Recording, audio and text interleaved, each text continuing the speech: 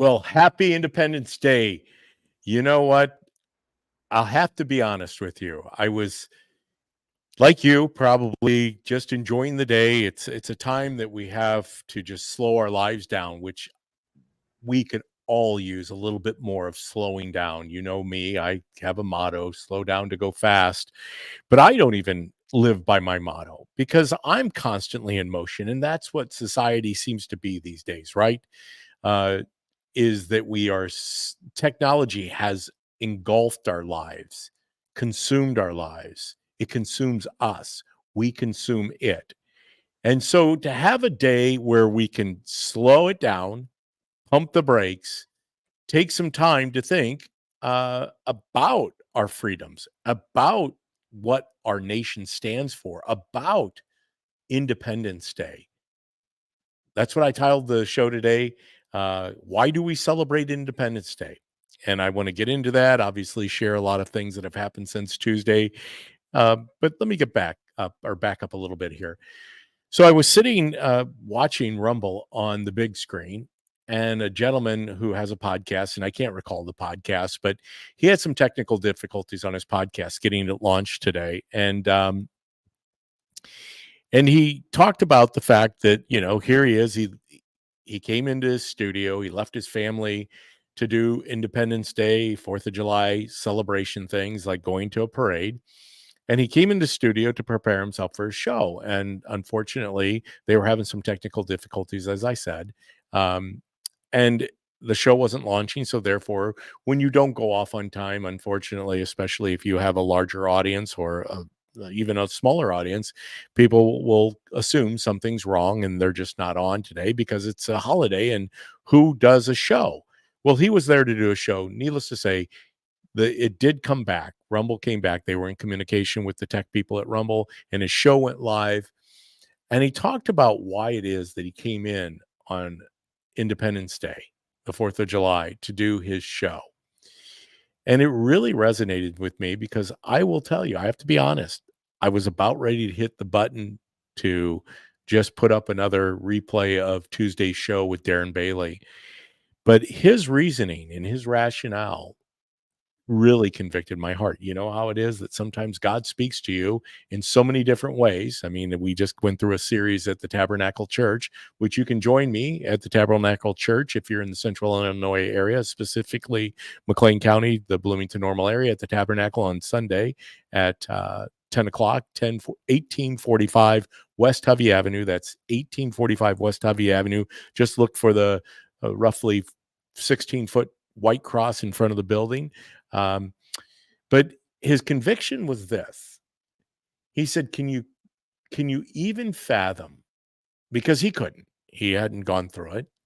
I have never served in our armed forces. I know people who have. I've had family members and friends who have. In fact, currently, I have newly, I have a son-in-law who will be heading off to serve our country in the Army National Guard in September.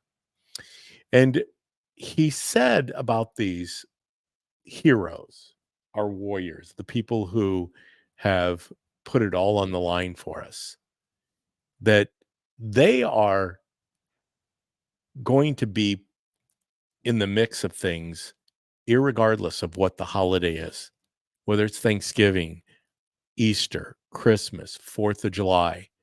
They don't take a holiday. They don't sit back at the poolside sipping a nice cold beverage. They don't enjoy beach volleyball or they don't enjoy the cookouts. They enjoy protecting and defending our freedoms, our country. And that's what it's about, is protecting and defending the Constitution of the United States. And so that's why I'm here. I came in, but not only did I come in, obviously here he is, there he is, the Ryan Mac of the Ryan Mac Show. Ryan Mac is in with us too. Ryan Mac. Absolutely. I would not miss it today, even though it's a holiday. We could still join and get together, like you said. Oh no, we do about an hour. Once again, I appreciate everybody, that's already joined us here at the DPB Show. You can do that at Rumble, YouTube, X, and Facebook, and like and subscribe, and definitely push this out, because it gets back to what we have hopefully encouraged you guys to realize, because that's what we're doing here. We're truly here for the sake, not for the sake that we're going to get big bucks today, because that's not happening today. Obviously, getting paid is not what it's about. No, taking vacations is not what it's about. This particular podcaster, he did say it best. I haven't said this, but I do believe this. We are, as the president of the United States says, I'm sorry, as President Trump says. See how that is? Freudian slip. Yeah, as our future president, former president, Trump says, we are a nation in decline. This particular podcaster was saying we're a nation at war. And do I believe we're in a civil war? By all means. A cold civil war. We find ourselves battling through so many different challenges to our Constitution. Namely, one of the things, Ryan, I don't know, I was thinking about this on my drive in down Veterans Parkway. It's cool to live in a community where you have a Veterans Parkway. Mm-hmm. I was thinking to myself, as you're hearing these speeches given by elected officials about Independence Day, there's a contrast and a definitive difference between those on the Republican side of the aisle and those on the radical left / Democrat side of the aisle. It amazes me that they talk about preserving democracy, never about preserving the Constitution. Yeah. Don't you find that fascinating? Yeah, it is. I can't find the word democracy in any of the founding documents. I mean, there were letters that mentioned democracy, that it was the most hated form of government by the founders in its purest form. But here you have a modern party talking about not just preserving democracy, but expanding it. Well, I have my Freedom shirt on today. Ryan, obviously, his studio's decked out. There he is. He's got the Betsy Ross. Yep. 1776. So therefore, what better way to jump into something that I told Ryan I do every show so far, and this is the 4th year that I've done Independence Day shows. I always read from the Declaration of Independence, because once again, Ryan's going to bring some trivia here in a second about the 5 people that were part of the initial presenting of the Declaration so that it could go forth to be ratified by the 13 states. But the Declaration of Independence, action of the Second Continental Congress, July 4th, 1776. The unanimous declaration of the 13 United States of America. When in the course of human events, it becomes necessary for one people to dissolve the political bands which have connected them to with another, and to assume among the powers of the earth the separate and equal station of which the laws of nature and of nature's God entitle them, a decent respect to the opinions of mankind requires that they should declare the causes which impel them to the separation. Once again, think about this. We are a nation in decline. We are a nation in a cold civil war. We have people in elected positions who refuse to acknowledge the document, to refer to the document, to refer to our country as a constitutional republic. We hold these truths to be self-evident, that all means all. ALL means everyone. No matter if you are human and you are a citizen of the United States of America, this applies to you. All men are created equal, that they are endowed by their Creator with certain unalienable rights, that among these are life, liberty, and the pursuit of freedom. It actually says the pursuit of happiness. I've titled it in my description, The Pursuit of Freedom, because what is happiness without freedom? What is freedom without happiness? that to secure these rights, governments are instituted among men, deriving their just powers from the consent of the governed, that whenever any form of government becomes destructive of these ends, destruction, nation in decline, I think we've reached this point. Yeah. Destructive, an open border, an out of control executive branch, making declarations and executive orders without any regard for the Constitution, the balance of powers, the other branches of governments. We'll continue to cover that. I'm sorry, I was just going on a But tirade. notice when it said any form of government, not just certain types of government. That's right, any form of government, even if it's one that now declares itself a democracy. It is the right. It is the right given by God, not by government, but by God, of the people to alter or to abolish it and to institute new government, laying its foundation on such principles and organizing its powers in such form as to them shall seem most likely to affect this and safeguard or safety and happiness. Prudence indeed will dictate the government's long established should not be changed for the light and transient causes. And accordingly, all experience hath shown that mankind are more disposed to suffer while evils are sufferable than to right themselves by abolishing the forms to which they are accustomed. But when a long train of abuses and usurpations, pursuing invariably the same object, evinces a design to reduce them under absolute despotism, it is their right, it is their duty to throw off such government and to provide new guards for their future security. I won't read the rest of it. You guys you get the gist of it. You can go and Google the Declaration of Independence. But I wanted to get to that point because that's where we're at. That's where we find ourselves today. I've got somebody that said it better than that, to be honest. Okay. He was really well versed before I get to the trivia. Okay. But you said it there, and what was important that the English back then was very hard to understand. So it's easy today to go back and read it and go, what are they talking about?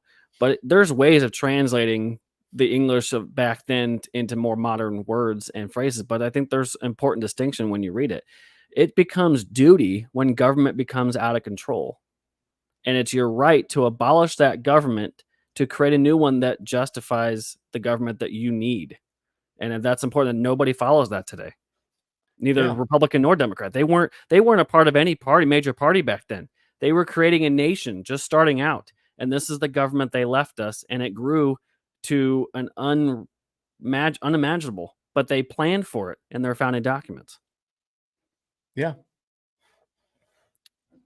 Yeah. But somebody who did it better could translate it. Sorry, I had to send out a text message, but somebody translated it very well into modern English. And I really couldn't have said it any better than that. I got to add to the stage. Oh, are you going to have to rewind him? Here we go. There you go. Going back. Right. Okay, here we go. Oh my goodness, Joe Biden. Here he is, Joe Biden.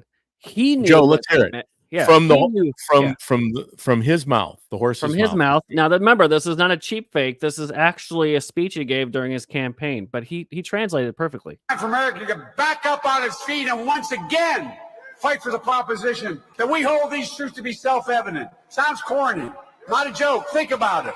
We hold these truths to be self-evident. All men and women created by you know the thing. You know how we talk about it. Are we the people? We the people. Endowed by our Creator with certain inalienable rights. Inalienable. It's unalienable. We've never lived up to that. We've never lived up Thomas to it. Jefferson, who wrote the words, never lived up to it. He never lived up to it. Never ever before walked away from it. What? What? We never before walked away from it, Joe. That is his profound statement. Every time he gives a speech, he said, "We've never lived up to it, but we never walked away." What? Yeah. What does that even mean? We never lived up to it, but we never walked away from it. And we Yeah. never refer to it. We hold I these don't truths to understand. be self-evident. You know the thing. The thing. We're creative. You know the thing. My cool little display here. Hold on. I've made a mess of things, but that's all right. Oh I'll get man, it back burning up and going. it down in the background. We hold these truths to be self-evident, that all men are created equal, that they are endowed by their creator with certain unalienable rights, that among these are life, liberty, and the pursuit of happiness/freedom. Yeah. And I want to note that the pursuit of happiness. So when I interviewed the congressman a while back from Utah, in his book, he talked about what he learned in Congress that he wished he would have taught and that wasn't taught in schools. That the idea that the pursuit of happiness. So happiness in itself wasn't something that they just wanted to give you. It's the pursuit that whatever you deem desirable and happy to you, that was the more driven goal was the actual pursuit, because happiness is different for everybody, and happiness in itself is not really a thing that can be given, but the pursuit was what their goal was driven for. So that was the key distinction as well.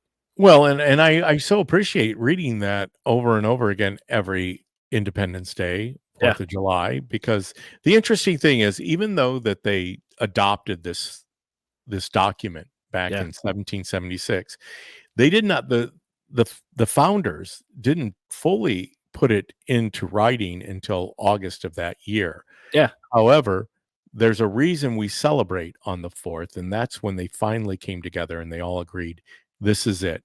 We are on board with this. It is go time. This is what's going to build this nation. And they said all. Now, in their wisdom at the time, yes, predominantly every person in the room of the Second Continental Congress was male. Yeah.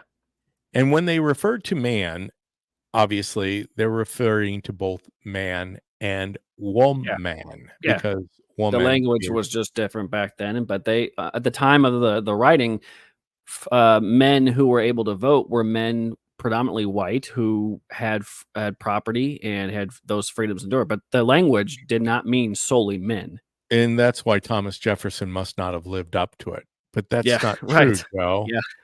Joe, because we define a nation, the founding of a nation, the building of a nation, all means all men. Yeah, all it's very inclusive. The document all was men very inclusive. includes both men and women. Anyone who is a United States citizen.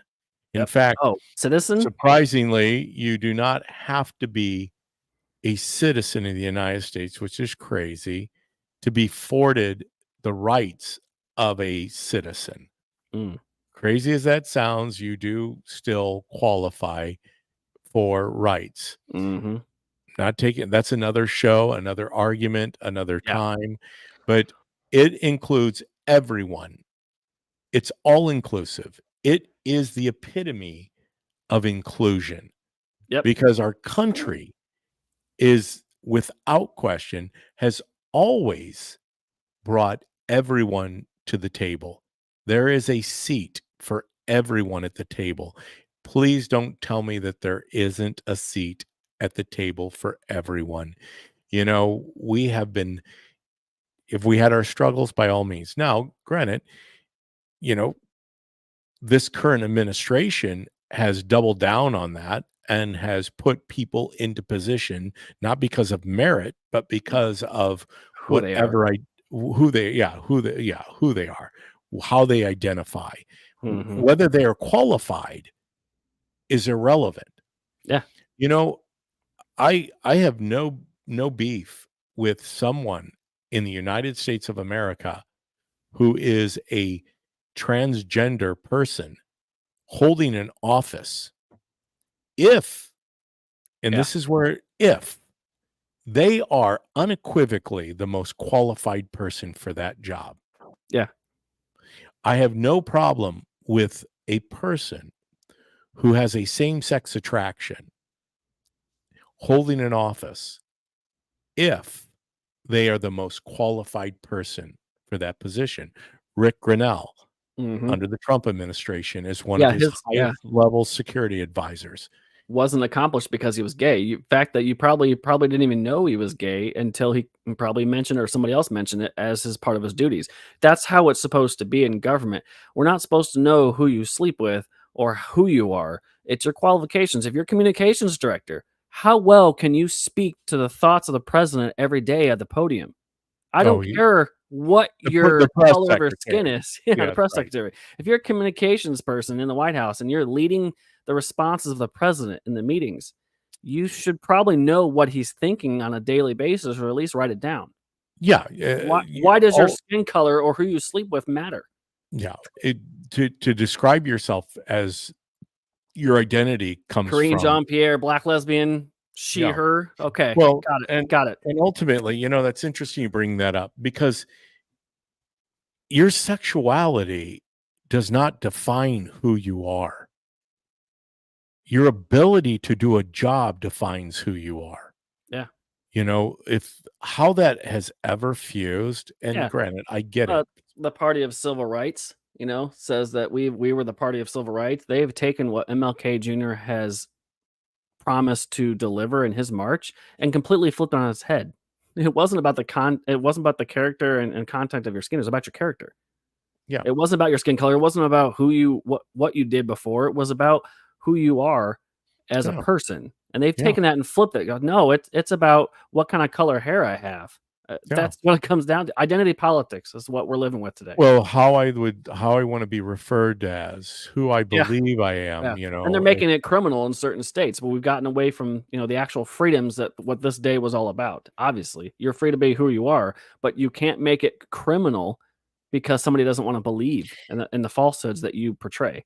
Well, and I know you've got another clip of someone that actually is kind of flipping something that one of the former great leaders of our country, Martin Luther King, said. Yes. But you bring up Independence Day. I mean, Independence Day means so much more than independence means I'm independent from the tyranny of a government that wanted to rule over us. Mm-hmm. When I say I am proud to be American, I believe that wholeheartedly. Having spent some time overseas in third world countries, there unequivocally, I am proud to be an American. Yeah. There is no other country. The simple fact that more people try to get into the United States of America than pretty much any other country should basically be the lighthouse of why it is that we're the greatest country on the face of the earth. Yep. The light is so bright on this nation. The song says it best. America, America, God shed his grace on thee. That word grace is something this country has been practicing with charity for a long time, going back to the founders. Yes, we understand the zeitgeist, the way of the times. That's the word zeitgeist. That was my big $1.25 word there. I threw it out for you. But the zeitgeist of the times, this is how the people lived. This is, we can't go back and change that, how those people lived. However, this document also says that we were formed we were established as a country in order to form a more perfect union. Mm-hmm. Meaning we haven't reached perfection. Right. So Joe, you're pointing out the obvious, other than the fact that you can't come up with what the thing is, the Constitution. It is obvious that our framers even knew back then that this document, Benjamin Franklin is quoted now, and I believe this is the quote. somebody wrote it down. When he came out of the Second Continental Congress, Yeah, they he asked him. declared, they were asked, what went on in there? What did you guys do? What did you accomplish? And he said, and of course, I'm paraphrasing all of this, we've given you a republic if you can keep it. Because they knew how the hearts of man, and when I say man, of course, I mean all men, as the Declaration says, women and men, that in the hearts of man and women, they are unfortunately led to do things that are inconsistent with all of the precipice, or all the principles, not precipice, all the principles that were put forth in our Constitution and in the Declaration of Independence and the Bill of Rights. That man, in of his own, if left up to it, would go back to be what Joe Biden is today, what most governing or most governments are formulated to be on this planet, which is more of an oligarchy, more of an anarchy obviously is led out of democracy into socialism, neo-Marxism, communism, or socialism and communism. So that's how that all flies, and that's where we're at. Yep.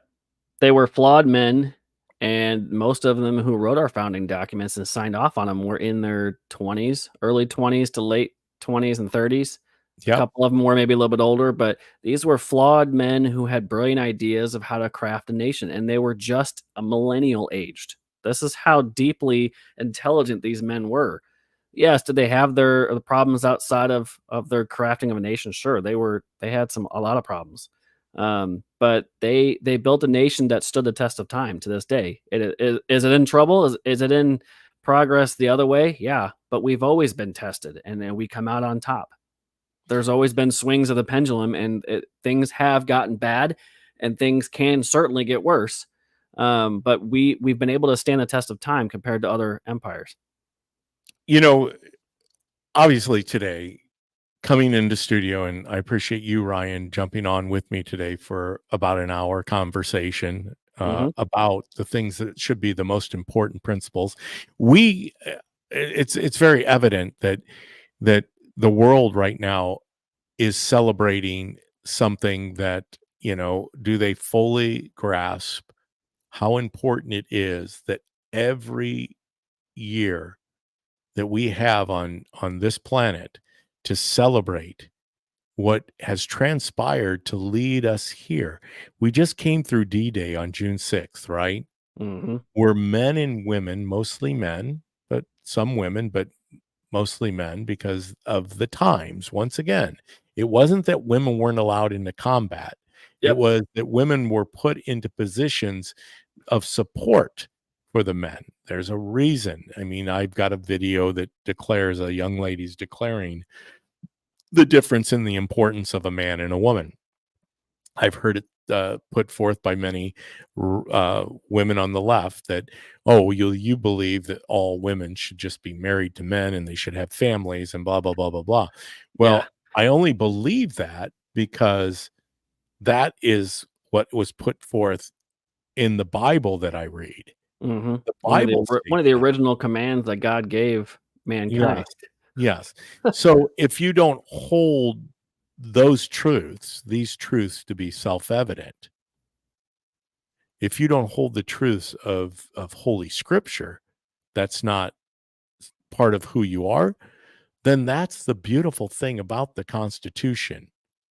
You have the freedom in the United States to be pretty much anything you want to be. So if you want to believe that,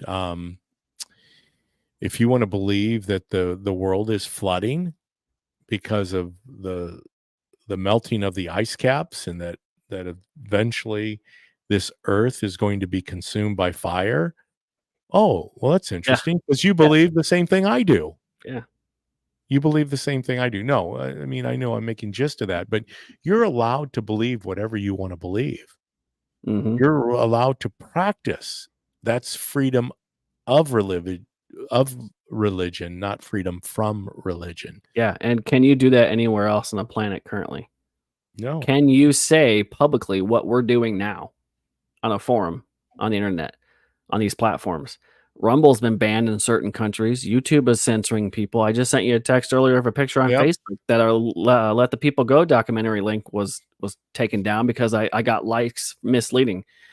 But America is still the only place on the planet right now that we can have these conversations freely. At least, in a way that no other country could. You'd be prosecuted, you'd be stoned to death in certain countries, parts of the world, and you'd be hung out to dry. They have a state internet, they have a state news, they have a government sponsored list of things you can only see. So where else on the planet people say, "Well, if Trump wins, I'm going to go move to Africa." Okay. Yeah, you're free to I you're free to implore do you to that. go to Africa and see the difference between what you think you have here and what they have over there, because I can assure you it's a lot better off here. You know, the First Amendment is a great one to talk about because I know it gets a lot of, we've been hearing about it over and over again, but it's so interesting that so few words get so convoluted and so misinterpreted. But here's what it says. Congress shall make no, N-O, simple little word, N-O, no, which means no. Yes means yes, no means no. No law respecting an establishment of religion or another small little conjunction word, prohibiting the freedom of speech, or I'm sorry, prohibiting the free exercise thereof. My progressive bifocals got the best of me. Or abridging the freedom of speech or of the press or the right of the people to peaceably assemble and to petition the government for the redress of grievances. See, the power is in the people, not in the government. Yeah. Meaning your point is correct. You have the freedom not to stay in the United States. Yep. You have the freedom to do a lot of things. You have a freedom to practice religion. You have a freedom not to practice it. But you can't restrict your displeasure with my right to practice doesn't supersede it. It just means that you don't have to practice it. Yeah. So if I'm holding a prayer vigil, you don't have to pray. In fact, I believe that if you're not comfortable praying, you shouldn't pray. That's between you and God. And if you don't believe in God, that's between you and you. That was a joke, Ryan. Ryan didn't laugh on that one. I was so enthralled with what you were saying. I didn't catch the joke there. Well, you didn't catch the you and you. If it's not, that's You and between you. you and God. It's between you and you. Because who else if it's not between you and you? It's right. Yeah, you don't believe in God. You believe whatever. But that establishment of religion thing by Congress, that important part of the amendment gets twisted today, especially in light of the states that want the 10 Commandments back in schools. Yeah. And there's probably going to be challenges lawfully for that, but the Congress shall pass no law respecting establishment. So I've argued with people on Twitter that Congress never established the 10 Commandments. No. So therefore, and then they try to argue, well, it doesn't mean it's established. Well, what established mean? It means create. It can't create a state religion. The 10 Commandments by no means were created by Congress. So otherwise we'd have a lot of problems. But it means create. The King of England created a state religion in which if you didn't go to church on their Sunday or whatever, you were criminally held liable. They forced you to church in England, and they forced you to believe what the King of England was all about. That is a state established religion. That is not what the founders intended to create here. So the argument gets twisted, and it drives me nuts when they twist every little word of the amendments. But it's point blank right there, creating no law on the establishment of religion. So their argument is, well, a government can't force a school district to post things. Yeah. And you can get legally into that all you want. But the bottom line is, if you look at the First Amendment, Congress didn't make a law establishing anything. No, So, I they mean, did not. you've got prayer for Muslim faith in schools allowed, Can do. but they've made Christians pray outside of school hours at the Yeah. pole. They've allowed certain, empathy for the Islamic faith, people of that faith, to follow every day that they've had on the calendar in schools. But when somebody wants to post the 10 Commandments, that's treason. And separation of church and state was not a thing in the Constitution. It was a letter penned by Jefferson to a minister on his idea. That he didn't necessarily agree wholeheartedly about church and state, being together, but he didn't oppose it either. Well, The very idea of separation of church and state wasn't even a thing. it was a discussion. Yeah, it was a Once again, discussion. obviously it was something that was brought up because people were still, even imagine this, the Yeah. conversations and discussions we are having here on the DPB show Mhm. were being held Yeah. or conversed about back in the days of Jefferson. Yeah. Nothing new under the sun. I mean, Right. obviously technology changes. They weren't doing it live on Yeah. a Yeah, social but media it was a platform. letter written to a group, a minister in a church, and talking about the very idea and the concept. It was never written into any law. So the idea that you can't have God or teach Bible in the schools, that's not even in the Constitution. You No. can absolutely, to this day, you can still teach a Bible class. Your You curriculum might can. have That's right. your curriculum might have inclusions with it, and it can have a stated standard, but it does not prohibit any school district publicly from teaching a class on the Bible. So you may bring up a good point, because this actually happens at many universities, many schools, Mhm. schools that will teach world religions, and I know Yeah. of one here close by. Mhm. They teach world religion, and then their instructor has been given the mandate to teach that all of those religions pretty much lead to the same place. Mhm. Well, now they are mandating something be taught, which, as a private institution, they probably can get away with. As a public institution, meaning you've received public dollars, Yeah. now you are stipulating that an establishment Right. of a religion, meaning just because you say that you're excluding one religion but including all religions, that's still an Mhm. establishment, because now Yeah. you have stipulated that all Right. religions Yep. believe the same thing, and that's not Yeah. true. And you're also putting that person, which is what happened in this scenario that I'm speaking of, that person decided just to say, "Nope, I'm out, because I can't teach something I don't believe." It's not that I don't believe that these religions exist. They do. Mhm. I can historically prove that these faith traditions or these religious sects have been ongoing for hundreds, thousands of years. Unfortunately, what they believe is not the truth, Yeah.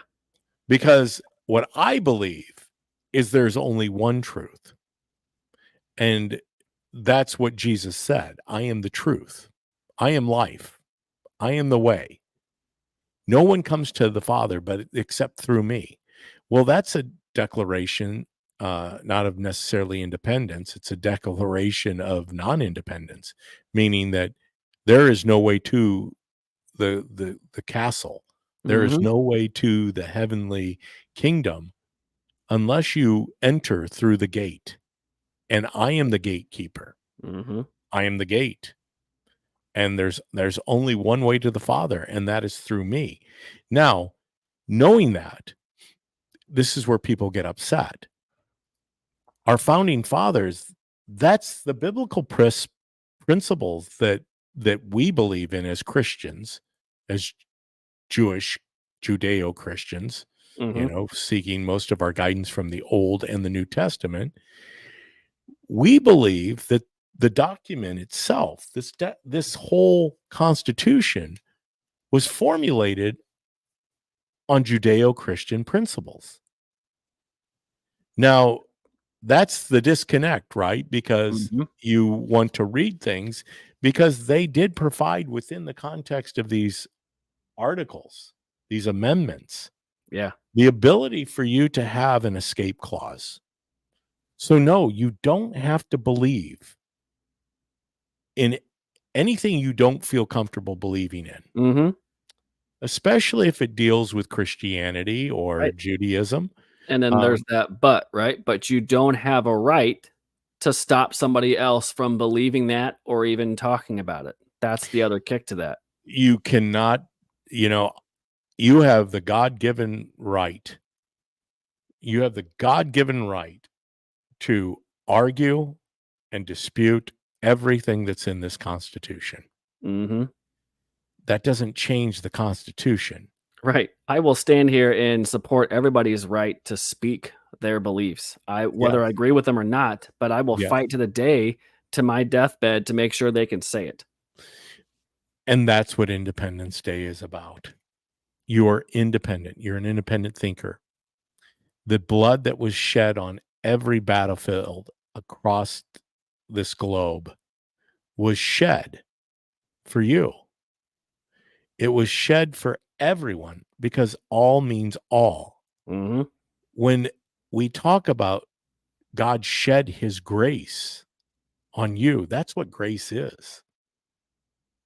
It is the ability to give you the openness and the willingness to accept what is in here or not to accept it.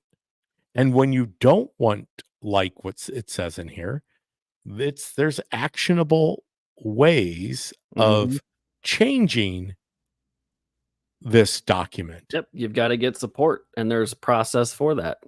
You There don't like is. something that is written in the Constitution, and you don't like something Congress passed, get support to make the change. That's really as simple as it is. It has been amended. It's not easy. Yeah.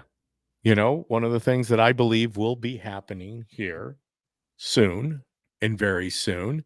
My friend Scott Murphy wrote this book. He'll tell you that he really didn't write it because it took many people to come around him. He just put forth some ideas, and it later ended up in a book called The Term Limit Revolution. Mm-hmm. And there's something called Article 5, a Convention of States. Yep. And I believe the Convention of States is something that is coming down the pipe. Yeah. And it is going to happen, I believe, sooner than later, that we are going to see that term limits are put into our country. Do I believe in term limits? By all means. Because once again, the founders were sharp enough to realize that if men and women were left up to their own minds and abilities and their ways of doing things, that eventually you would see them fall back into a form of government that wasn't what this country was meant to be. Can you think of 56 individuals today that you would be able to trust to write a document as great as the Declaration of Independence? I mean, I can't even think of maybe 5, let alone some of the letters of known names that signed on to that document. 56 individuals signed on to the Declaration of Independence. Well, in the first 5 that you were talking about, you challenged me earlier before we jumped on live, that there were 5 individuals who took the Declaration and presented it to the Second Continental Congress. Yep. Those 5 were Jefferson, Franklin, John Quincy Adams. John Adams, not John Quincy Adams. Quincy Adams was his son. Roger Sherman. Who? Roger Sherman, and Roger then Sherman Livingston was the last one. That Livingston was the last one. I'd like to know more about Sherman and Livingston. That's going to be my homework. I am going to read into Livingston and Sherman because we've heard enough about John Adams, Thomas Jefferson. Yeah, there were prominent leaders that were part of the main founding, but there were other anonymous people that were just as instrumental in getting these documents put into place. Well, and isn't it amazing that we do not even really have days of recognition for the remaining founders of our Constitution who sacrificed it all? Their fortune, their property, their you know what I mean? You know the Yeah. thing. Oh, yeah. What am You I know trying the to say? thing. Yeah. Yeah, actually, I read a little bit about some of the founders, that what they did with their ideas, at what they did with their estates and their families. I mean, some of them were just as ridiculed as the disciples were after the death of Jesus. They Yeah. were not maybe murdered or maimed in the same way, but they lost their estate, they lost their Their family. sacred Yeah. honor, Yeah. The their British and the people who fortune. disagreed with what they were doing came after them. I mean, they put their lives on the line. I think that's how it goes. I didn't mean to disrespect Yeah. what I knew, but I was kind of being off the cuff there with the Joe Biden thing.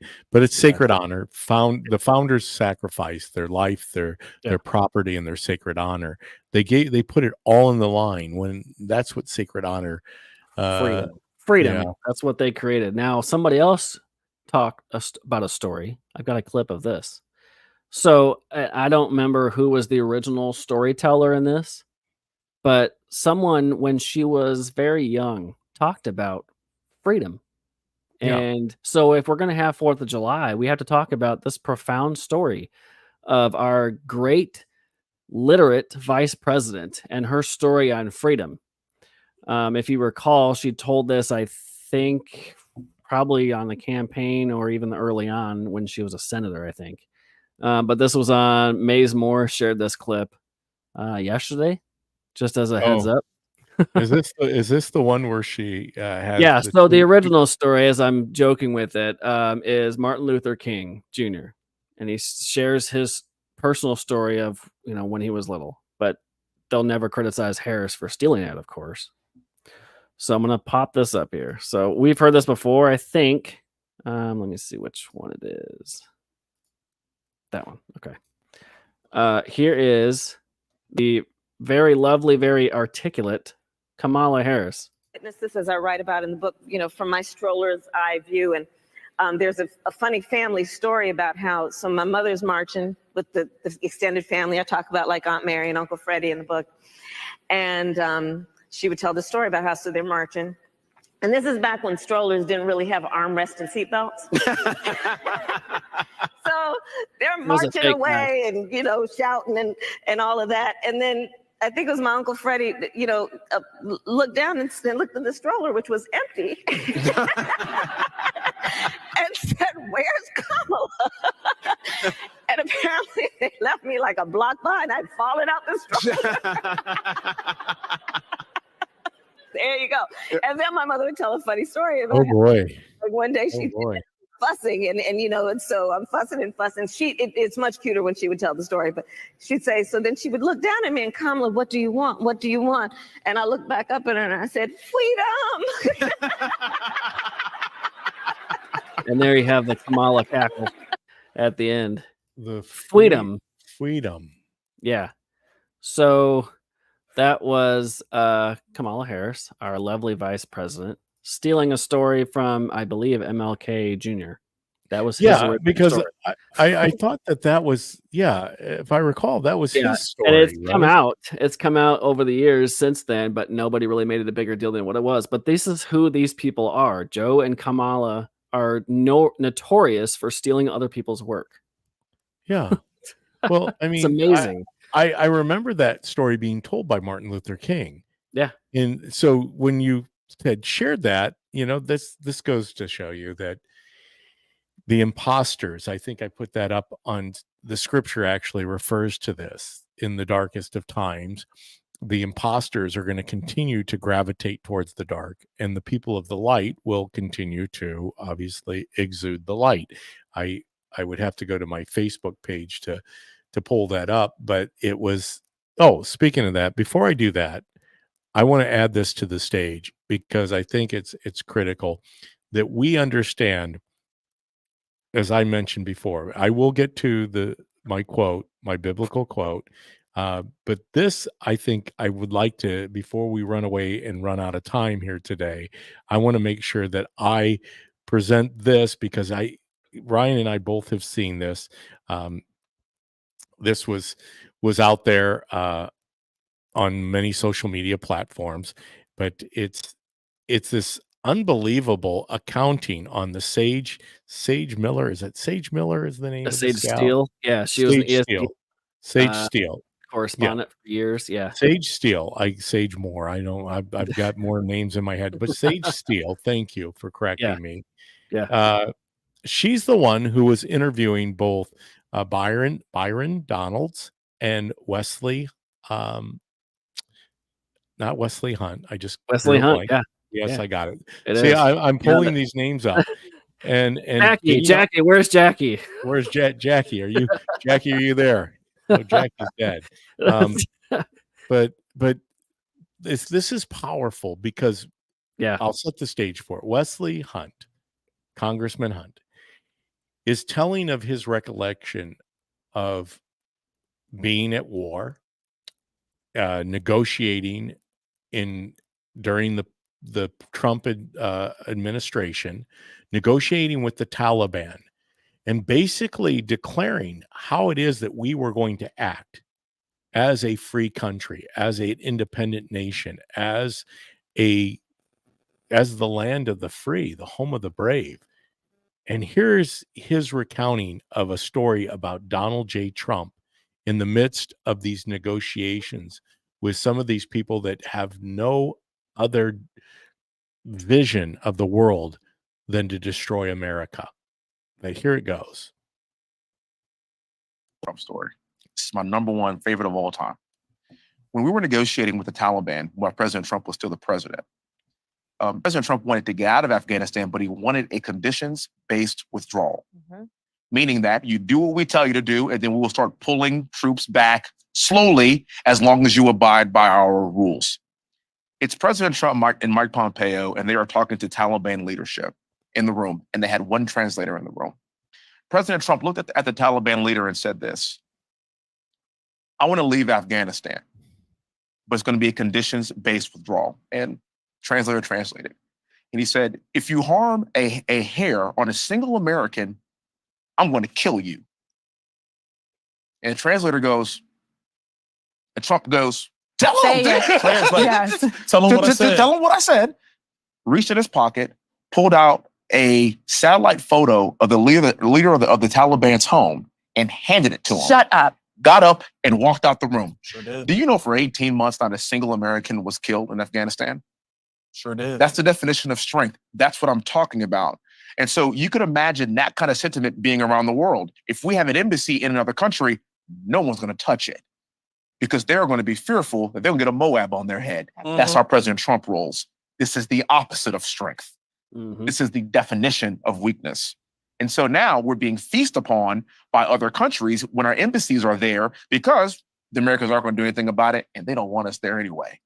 But the point of us having an embassy there and the point of us having sovereign American soul is to be able to keep an eye on the world to a certain extent, to have that presence. But you can't have that presence when you have feckless leadership. Amen, amen, amen. You know what? I do want to jump back and grab that scripture if I still have time, and if I don't get to it, I'll remember it for next show.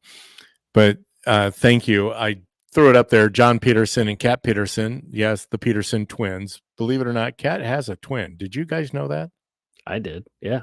I knew that. And here it is. He has to, obviously, he put in there twins, which wasn't spelled correctly.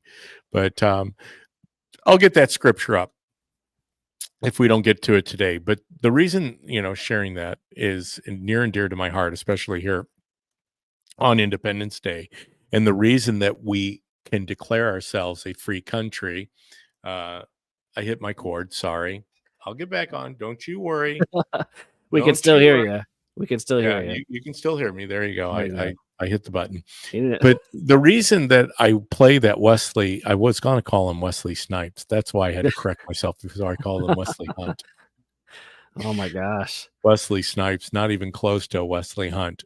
But anyhow, the reason I play Wesley Hunt in that video with Byron Donalds and Sage Steele is because that depicts where we currently find ourselves as a nation in duress, a nation in decline, as Trump pronounces. And knowing that I have a son-in-law that is going to be put in a country that, granted, Kuwait isn't the bastion of Right. Al Qaeda or anything. It's the Mhm. terrorist. It's not a terrorist nation, but it's still in the Middle East, and Mhm. it's a hot zone. And those people are up in arms. And at any time, those leaders from other countries are very versed in what took place last Thursday on the world stage. Yep. They saw Joe Biden. Wesley Hunt's example of the type of leader Trump was. Can you imagine sitting with these people wherever this meeting was, the Taliban?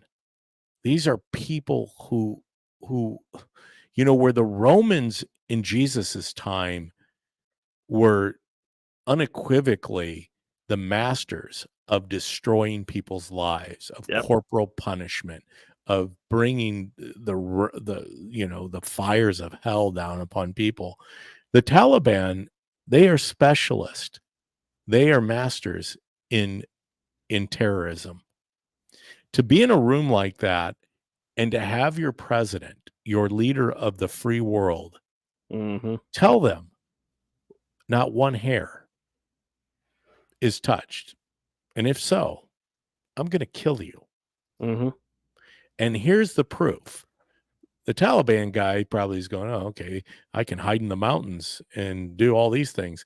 But to take a picture of his home out of his pocket and to throw Yep. it on the table, I mean, you can't make this stuff up in Yeah. a movie.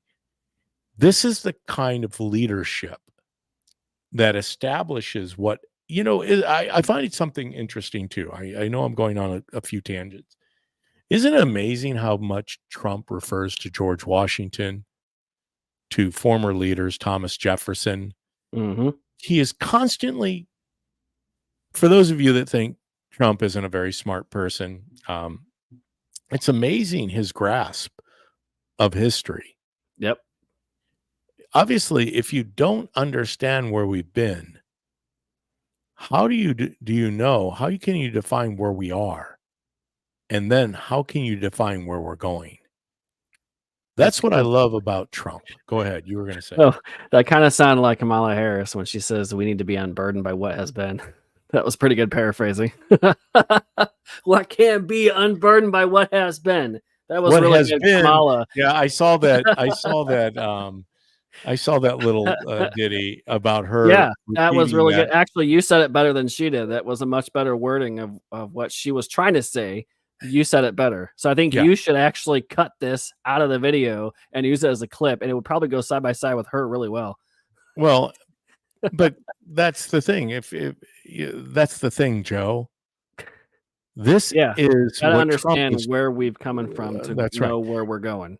The document, historical document, and what those people were working on is where we are today. Yes, we've gone through many toils, dangers, and snares. We've come through so much, but we've come out of it. And the vision that Trump has for America and for the future, for as many years as we're here on God's green earth, the future that Trump has painted to make America great again. People say, well, when was America ever great? Joe Biden was even saying that basically by, making the statement that Jefferson never realized it. This person never realized it. Well, no, it's make America great again. Greatness is something that we renew day by day. So when we make America great again, it's pointing back to when America had experienced greatness. You don't think America's experienced greatness? Well, I challenge you to go out and go through the times of history. Whether it's the amount of capital that we poured into helping other countries, whether it's leading the way in exploration beyond this earth, whether it's in science, whether it's in education, there are plenty of times when America has been great, and we've seen that greatness. We know that greatness. And, there's no question about it. Historians always don't get it right. It's man trying to give their interpretation or their perception of what transpired. But that's the ability for us to challenge it.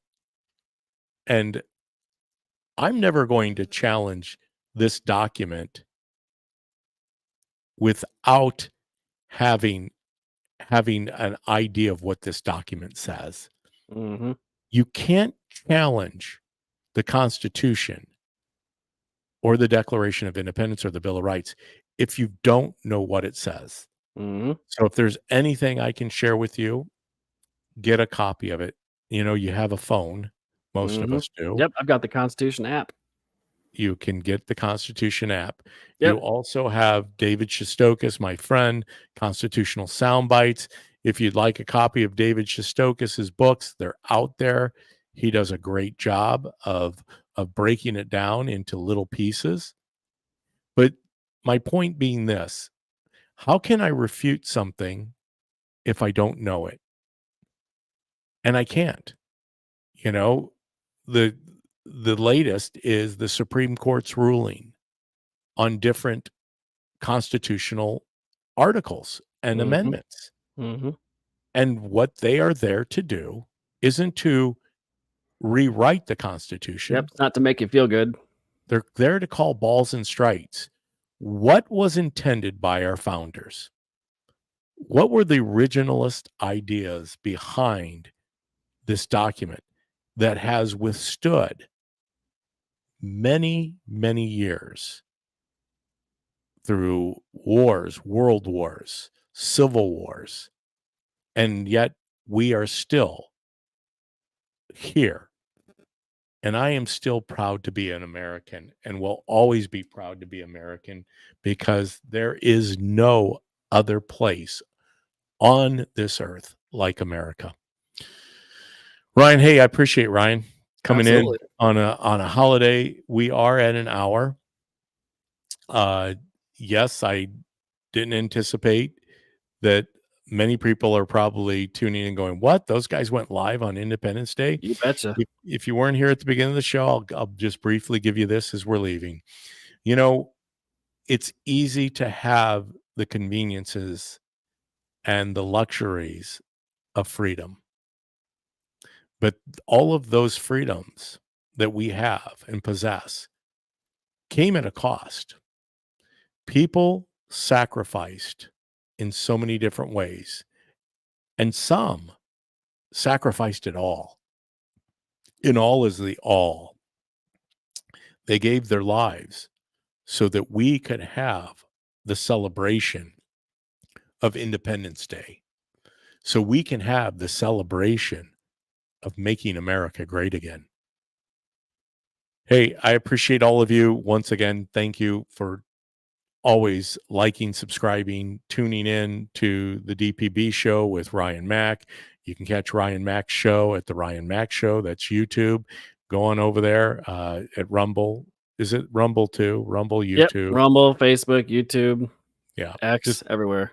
Yep. Just Google Ryan Mac Show and Yep. you can see Ryan. But until Tuesday, which seems like maybe a week away, even though it's shorter than a week, we are going to be back. We're going to be locked and loaded and ready to go because we're at a precipice. I used that word earlier and in the wrong place, but we're at a point in time when we truly stand in a position where we can lose the very freedom that our nation was founded on. I know you don't want that. I don't want that. What I want for you is the love of Christ. Continue to seek and to be guided by such love. Until Tuesday, I bid you a farewell.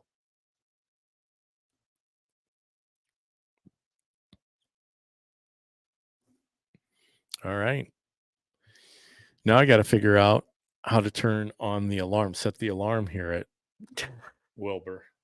Yeah. I've never had to set, I've always had people here.